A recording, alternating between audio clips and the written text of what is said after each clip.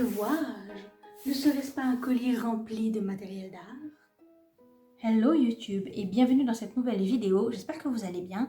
Je suis ravie de vous retrouver pour ce qui va être une vidéo un petit peu mixte puisqu'on va commencer par déballer ce vilain garçon que vous voyez là, qui est une commande que j'ai passée au Géant des Beaux-Arts et que j'ai financée grâce au soutien de mes Patreons. Merci infiniment, paix et amour sur vous. Et ensuite on va peindre ensemble, donc j'espère que cette vidéo va vous divertir, que vous allez passer un bon moment en ma compagnie et que vous allez un petit peu oublier vos soucis le temps qu'on va passer ensemble.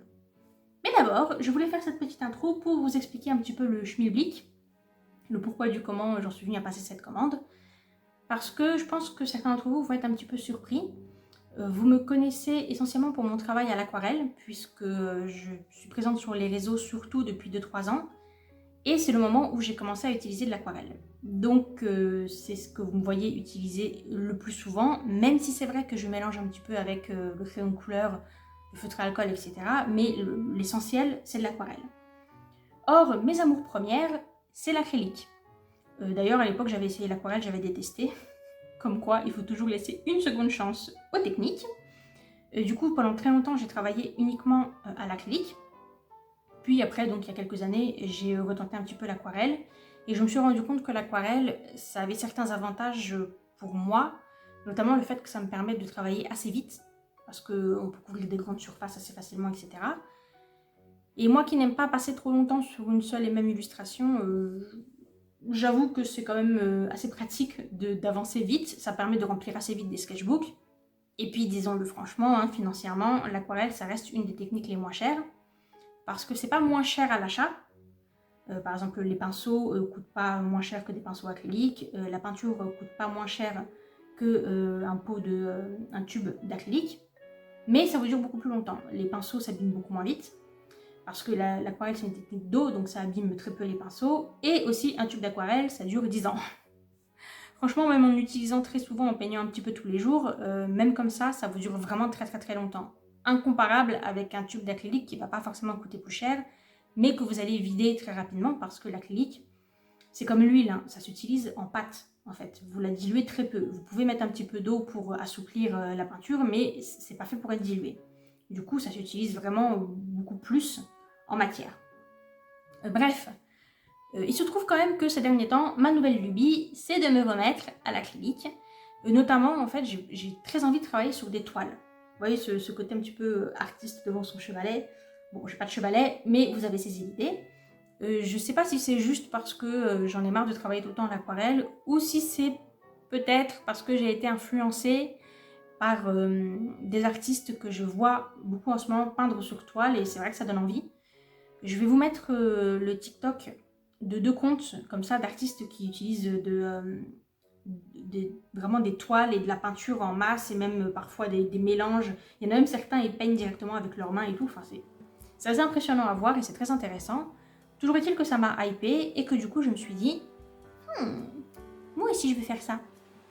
Mais je me connais.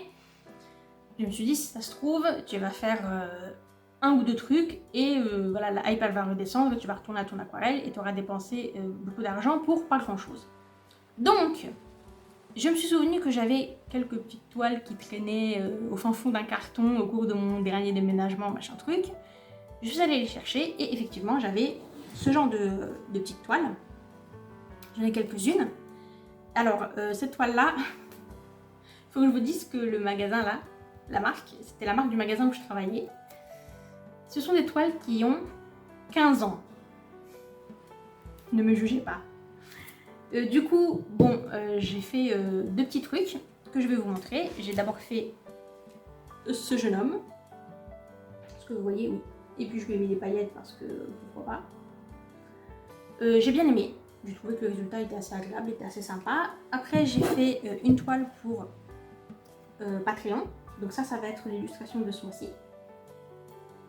Et bref, j'ai continué comme ça parce que j'ai des... Vous voyez, c'était des toutes petites toiles. Donc elles se peignent en une après-midi, c'est bon, j'arrive à faire mon truc. Donc j'en ai fait quelques-unes. Et je me suis dit, ok, t'es hype, t'es à fond. Donc maintenant, on va passer aux choses sérieuses. Et tu vas recommander déjà du matériel parce que, comme ça faisait très longtemps que j'avais pas utilisé ma peinture, bon, bah il y a des trucs qui ont un petit peu... qui sont plus utilisables maintenant parce qu'ils ont mal vieilli. Et j'ai aussi besoin de support parce que donc à part ces toutes petites toiles là, j'ai pas grand chose.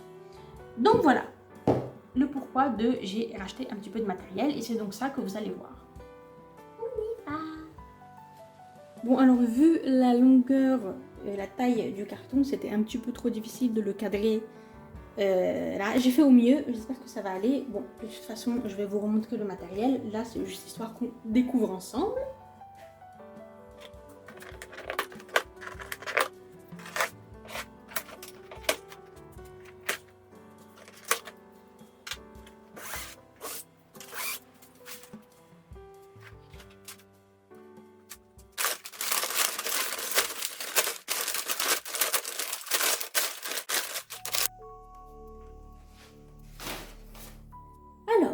Je pense que déjà vous pouvez le constater, il y a surtout des toiles, mais je vais commencer par vous montrer les petites choses. Donc, oui, petite précision, quasiment l'intégralité là de tout ce que j'ai acheté, je pense 99% des produits, était en promotion. Parce qu'en fait, on est encore dans les promos de la rentrée, tous les ans de septembre à octobre. Le Géant des Beaux-Arts fait des promotions, je crois que ça va jusqu'au 20 octobre, quelque chose comme ça. Du coup, tout ça, c'était en promo, donc j'en ai un petit peu profité. Donc déjà, vernis mat, pour éviter les reflets. Ça c'est le souci que j'ai avec l'acrylique, c'est que par défaut l'acrylique c'est satiné. Donc pour quelqu'un comme moi qui prend en photo ou qui va scanner ou qui va essayer de faire des prints etc. de ces illustrations, c'est un problème parce que du coup on voit pas très bien les couleurs, ça fait un effet un petit peu bizarre. Je sais pas jusqu'à quel point le vernis mat va me permettre de pallier à ça. Je dis que c'est un problème, mais vraiment c'est dans mon cas. Hein. Si vous vous contentez d'exposer vos toiles et que vous ne les prenez pas en photo ni rien, c'est pas tellement un problème. Mais pour moi, ça me pose des difficultés. Donc on verra. C'est la marque Sennelier qui est une excellente marque. Et donc il est mat et il protège contre les UV. Vous le savez sans doute également, les UV, la lumière du soleil, c'est le pire ennemi des pigments, puisque ça les détruit. Il y a des pigments qui sont plus ou moins résistants, mais moi j'aime beaucoup utiliser des couleurs assez pétantes. Et il faut savoir que plus vos couleurs sont pétantes, et le plus vite elles vont se dissoudre à la lumière. D'où l'intérêt d'avoir un vernis protection UV. Ensuite, j'ai racheté un petit peu des choses qui ne sont pas extraordinaires, mais c'est juste que j'ai fini les miens, donc j'ai racheté, j'ai fait du réassort. Donc Posca blanc, feutre à alcool de Pro Marker, cette couleur là en fait je l'ai fini la semaine dernière, du coup j'en ai repris deux parce qu'ils sont en promotion. Et j'ai repris un liner très fin, un 005. C'est pas ma marque préférée, hein, Micron, mais la marque que j'utilise habituellement, elle n'était pas en promo, alors que celui-ci, si. Et du coup, comme j'en fais pas une utilisation méga ultra intensive, je me suis dit, tu peux te contenter de celui qui est en promo. Donc voilà. Ici, on a des crayons de couleur, du vert comme par hasard. Je ne sais pas si vous vous souvenez, mais au début de l'année, quand j'ai fait un petit peu mes gros achats de crayons de couleur, j'avais plusieurs crayons qui étaient manquants parce qu'ils n'étaient plus en stock. Et ces couleurs-là, en fait, je les ai, mais mes crayons ils commencent à être tout petits. Et donc, j'avais voulu les restocker au début de l'année, sauf qu'ils n'avaient pas. Donc là, hop, c'est bon, c'est rechargé. Ensuite, pinceau. Ouh, très long pinceau. Attendez, il est super long.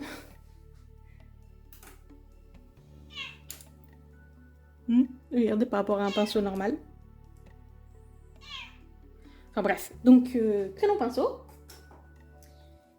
Et... oh, il a l'air vachement bien. Moi je suis contente parce qu'il était vraiment pas cher. J'ai pas osé en acheter plus, du coup maintenant je regrette. Mais bon, c'est pas très grave. Le souci que j'ai avec les pinceaux, c'est que mon acrylique, comme il y a toujours un petit peu de matière qui reste, j'abîme assez rapidement mes pinceaux, donc je suis obligée d'en racheter assez régulièrement. Il faudrait que je teste les pinceaux, les savons spéciaux pour pinceaux.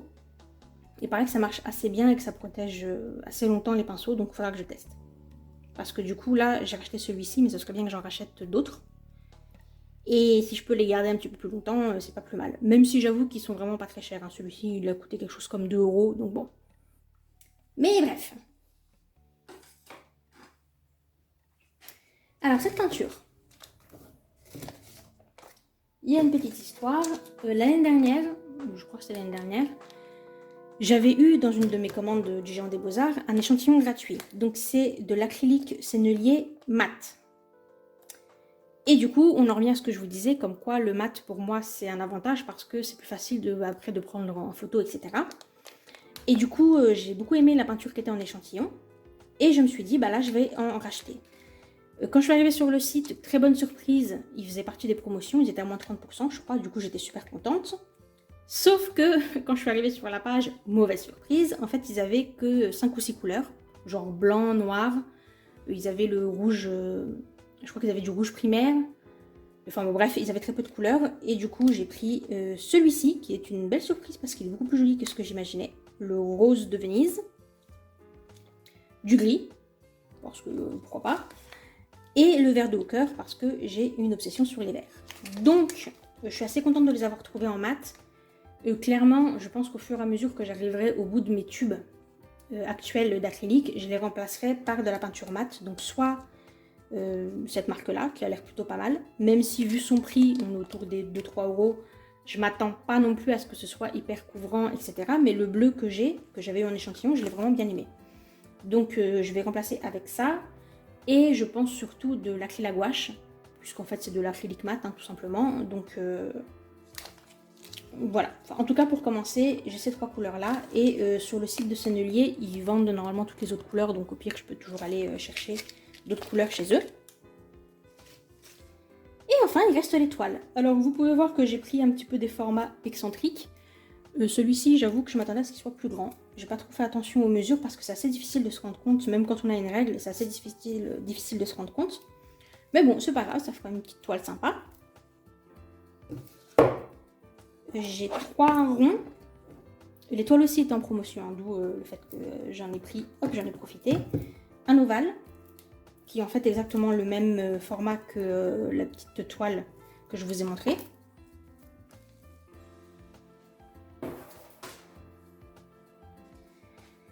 Et là, on arrive aux toiles déjà un petit peu plus grandes. Donc, j'ai pris celle-ci et celle-ci. J'ai hâte de les utiliser. Ces deux-là, je crois que c'est les 2 seuls produits qui n'étaient pas en promotion. Parce que comme c'est un petit peu leur marque distributeur, voilà, c'est déjà assez peu cher, on va dire. Et la qualité est correcte, donc très bien. Et ce dernier lot, c'était en promo. Enfin, le fait que ce soit en lot fait que c'était en promo. Donc, il y en a 3. Il y a le grand, alors c'est 6F, 8F et 10F. Donc, il y a la plus petite, la moyenne et la grande. Voilà. Bien, voici mon petit setup. Donc, là et là, c'est la peinture. Là, c'est la palette en papier, au chiffon. Et voici la peinture que nous allons faire aujourd'hui. Du coup, j'ai utilisé la seule toile ovale que j'avais dans ma commande. Je regrette un petit peu de ne pas en avoir acheté plus, c'est comme le pinceau, mais bon. C'est pas grave. J'ai mis ça là, juste pour avoir un peu moins d'effet de perspective, pour que ce soit un petit peu surélevé. Et ça, c'est pour protéger ma table, parce que l'acrylique s'attache. Allez, on va commencer par le fond en bleu foncé. On y va.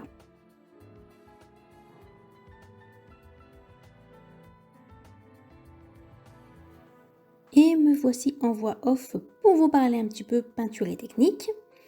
Alors, l'aquarelle et la gouache, ce sont des techniques de peinture d'eau, c'est-à-dire que vous devez impérativement utiliser de l'eau pour qu'elle fonctionne.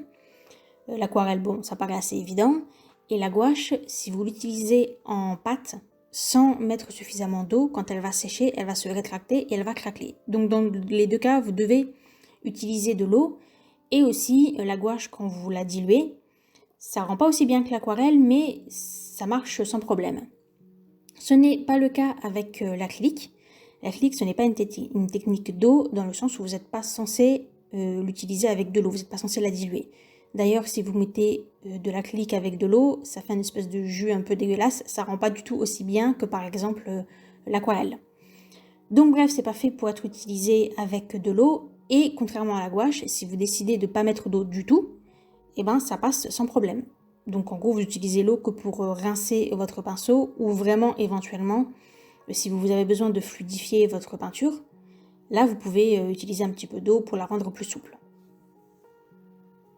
La grosse différence entre la gouache, l'aquarelle et l'acrylique, c'est que l'acrylique, une fois qu'elle a séché, elle ne se redilue pas, elle ne peut pas se réactiver. Donc vous pouvez superposer les couches sans aucune difficulté.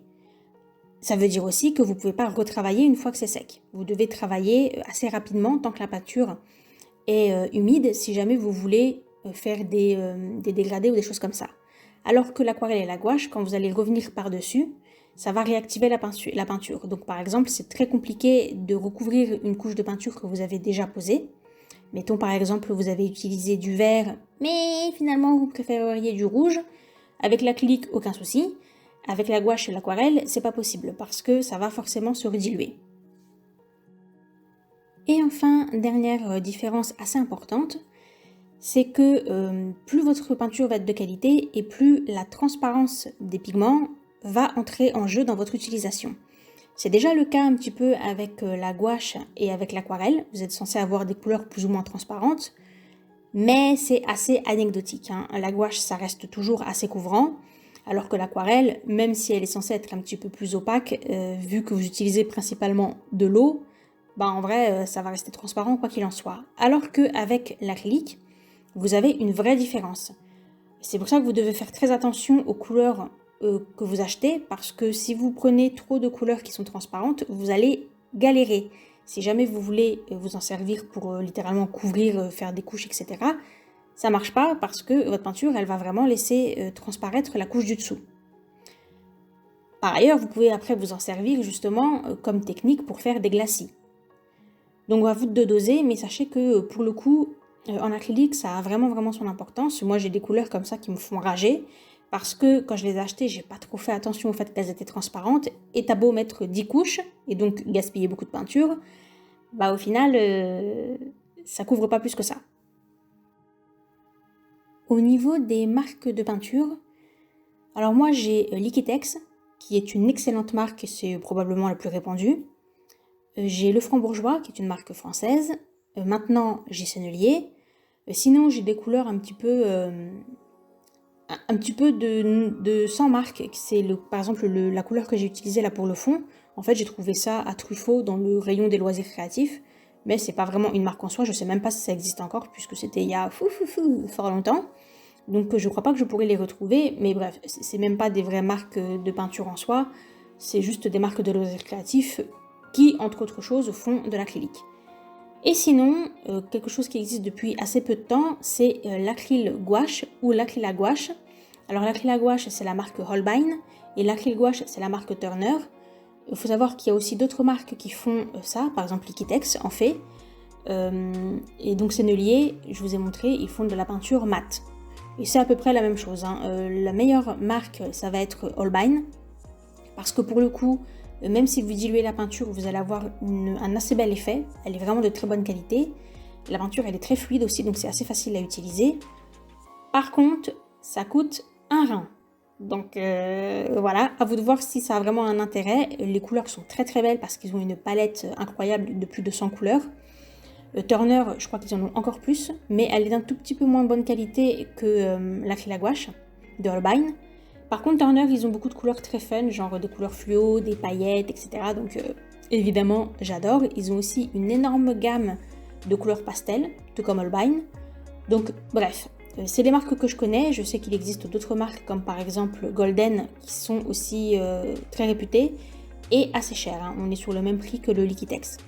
Je vois bien que c'est de la bonne qualité, cela dit, parce que mes Liquitex, elles ont entre 15 et 20 ans.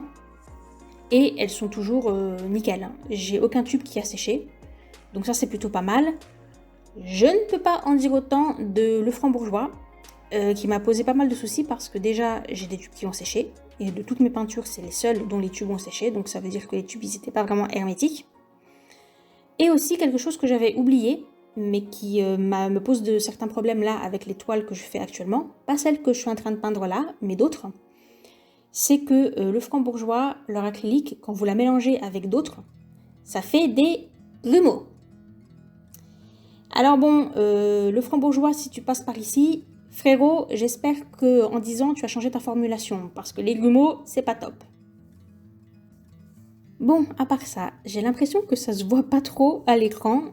C'est peut-être juste mon ordinateur qui fait ça, mais j'ai l'impression qu'on voit pas très bien les couleurs que j'ai mises sur le Jaguar, alors que je vous assure que je l'ai bien peint. Et en fait, il est dans les tons crème, jaune, et j'ai utilisé du violet pour faire un petit peu tout ce qui était zone d'ombre, etc. Ne vous inquiétez pas, vous verrez beaucoup mieux à la fin, je vous le montrerai avec un contre-jour qui est moins fort. Là, c'est parce que je suis à côté de la fenêtre, et du coup, la caméra a du mal à vraiment se... Disons qu'elle se laisse un petit peu aller là sur les contrastes.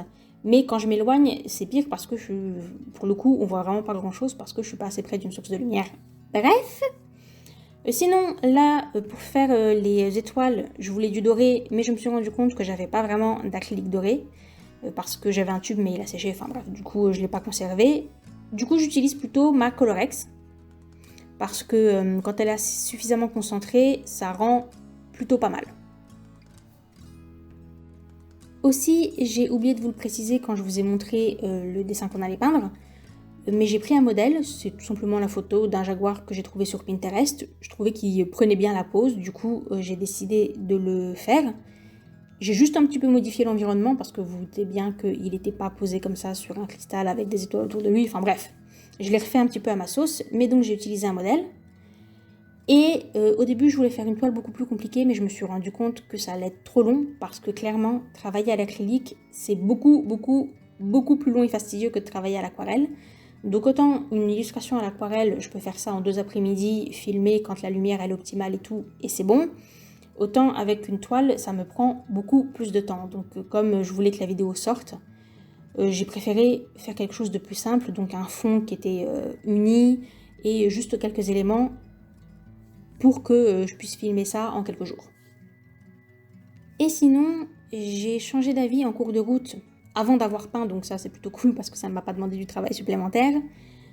Pour le cristal sur lequel le guépard est posé, j'avais prévu de le faire en orange parce que le bleu et l'orange ça fonctionne très bien. Le orange étant la couleur complémentaire du bleu, donc ça serait super bien ressorti. Mais après je me suis dit, le guépard il est dans des tons assez pastels. Et si tu fais le cristal en orange, ça va ressortir beaucoup plus que le guépard. Et du coup, il sera plus au centre de l'attention alors que c'est quand même le sujet principal. C'est-à-dire que quand on verrait la toile, le regard serait d'abord attiré par le orange plutôt que par le guépard. Du coup, j'ai décidé de repartir sur une couleur froide.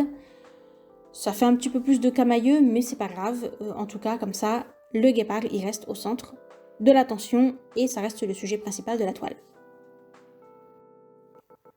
Voilà, n'hésitez pas si vous avez des questions, notamment sur la peinture ou sur la technique. J'ai oublié de le préciser, mais l'acrylique à gouache que j'ai beaucoup vanté de Holbein, il y a quand même un petit souci, c'est que c'est pas disponible en France. Donc pour vous la procurer, vous serez obligé d'acheter à l'étranger, notamment chez Jackson Heart. Je sais pas s'il y a peut-être quand même quelques revendeurs en France, mais clairement vous pourrez pas trouver par exemple à Cultura, au Géant des Beaux-Arts, dans les magasins comme ça qui sont les grosses enseignes, ils en vendent pas. Et pas plus que la Turner d'ailleurs. En fait, l'acrylique à gouache, je sais pas pourquoi, c'est pas quelque chose qui passe très bien en France. Donc j'espère que ça va finir par arriver parce que on est quand même souvent à la traîne à ce niveau-là. Mais moi, personnellement, je les achète chez Jackson's Art, qui est donc au Royaume-Uni. Je vous avoue que depuis le Brexit, je n'ai pas passé commande, alors je sais pas trop comment ça se passe. Cela étant dit, encore une fois, on est sur de la peinture qui est vraiment chère, parce que les tubes, c'est à peu près 6 € je crois pour l'acrylique à gouache de Holbein, sachant que c'est des tout petits tubes qui sont l'équivalent de gouache, rien à voir avec les énormes tubes de peinture que j'ai, par exemple la Liquitex, certes ça va être autour des 15 € le tube, mais il y en a 3 fois plus, donc c'est-à-dire que c'est le double au niveau du prix, mais il y a 3 fois plus de contenance, donc quand même, ça reste vraiment très cher. Achetez si vous en avez l'utilité ou pour vous faire plaisir, mais c'est vraiment pas une nécessité. D'ailleurs, en parlant de matériel, si vous voulez vous lancer un petit peu dans l'acrylique, n'oubliez pas que sur Amazon, vous avez la super marque Arteza, qui est vraiment une marque meilleure que de la qualité étude, mais pas non plus aussi bien que de la qualité professionnelle. On est sur du moyen de gamme et c'est très accessible.